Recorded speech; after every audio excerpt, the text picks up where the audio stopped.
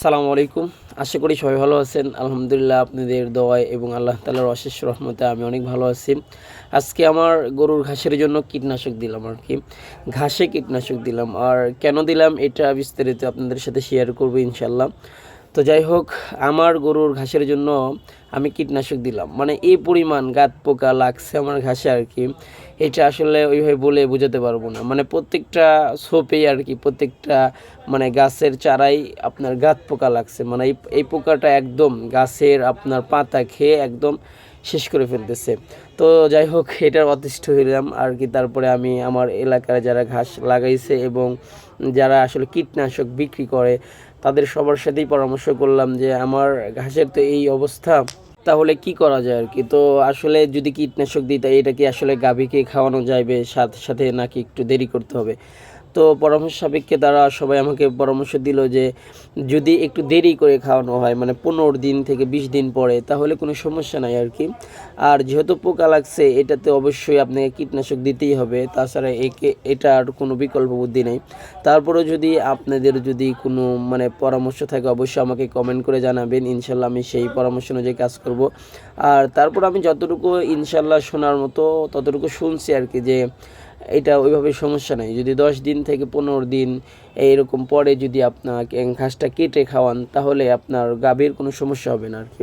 তো যাই হোক, আমি যেহেতু একটু পরেই কেটে খাওয়াবো, কারণ হলো আমার এটা নতুন চারা লাগাইছে আর কি। মানে একদম প্রথম কাটা হবে আর কি। এটা যেহেতু একটু ছোটোই আছে সে দৃষ্টিকোণ থেকে আমি যেহেতু পরেই খাওয়াবো, তো এই জন্য আমি অবশ্যই কীটনাশক দিলাম আর কি। তো অবশ্যই অনেক সন্ধ্যা হয়ে গেছে। মানে আসলে দোকান থেকে বের হয়েছি, সন্ধ্যা করে বের হয়েছি, হঠাৎ করে একটু আগেই আসতে চাচ্ছিলাম যে একটু তাড়াতাড়ি গিয়ে বিষটা দিব আর কি। কিন্তু দোকানের ব্যস্ততার কারণে একটু দেরি হয়ে গেছে আমার এই টালে আসা। তো যাই হোক, অনেক একটু চেষ্টার মাধ্যমে আমি চলে আসলাম। আর আমি এখন আমার ডবে বিষ দিচ্ছে আর কি। তো আমার পাশে যে আছে এলো আমার এই জায়গা যেখানে আমার এই ঘাস, তারপরে আমি এখানে টাল করি আর কি মোটামুটি।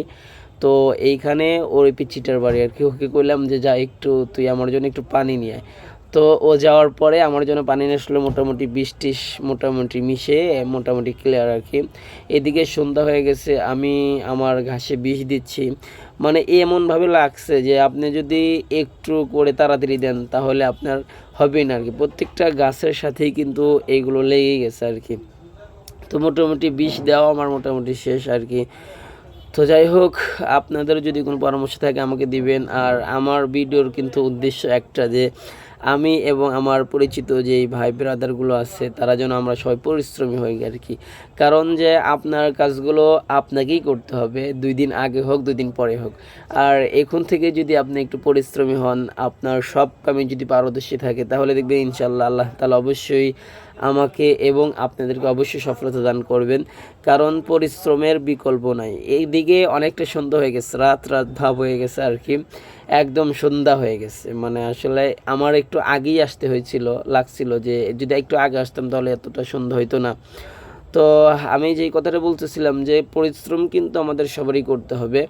তো অবশ্যই আমরা পরিশ্রম হব এবং আমরা আমাদের যতটুকু সাধ্য অনুযায়ী আমরা আমাদের বাড়ির কাজগুলো করব।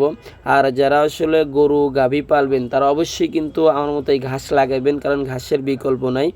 আসসালামু আলাইকুম ওয়া রাহমাতুল্লাহি ওয়া বারাকাতুহু।